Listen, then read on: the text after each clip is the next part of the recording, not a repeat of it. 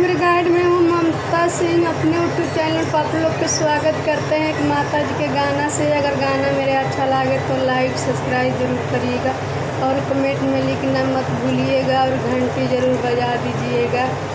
तो धोवत धोवत तोर मंदिलवा हाथवा खियाइले हो यारे, काहे नाही दया तोर आइले हमरो मैया हो यारे, काहे नाही दया तोर।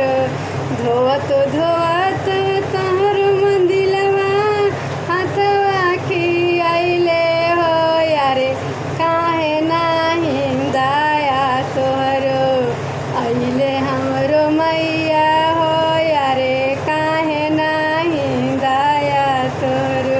नैहर में मंगनी मैया भाई से भतीजवा हो यारे, ससुरा में मंगनी मैया लहुरा देवरवा हो।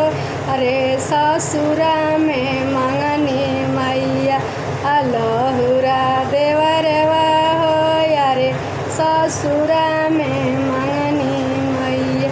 अरे सासु दीहा मैया कौशल्या ऐसन हो यारे, ससुरोई दीहा मैया राजा दशरथ हो यारे, ससुर दीहा मैया तुहू राजा दशरथ हो यारे।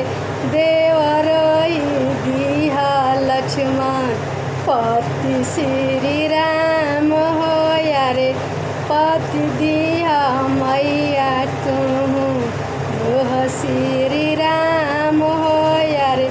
लालन दिया जैसे लवयावर कुश हो यारे, जगवा में कैले रही है ओहो या जोर हो यारे, जगवा में कैले रही है ओहो या जोर हो यारे। धोवत धोवत मैया तोहरो मंदिलवा हो यारे, हाथवा खियाइले हो मैया। धोवत धोवत तोहरो मंदिलवा हाथवा खियाइले हो यारे, काहे नाही दया तोहरो आइले हमरो मैया हो यारे, काहे नाही दया तोहरो आइले हमरो मैया।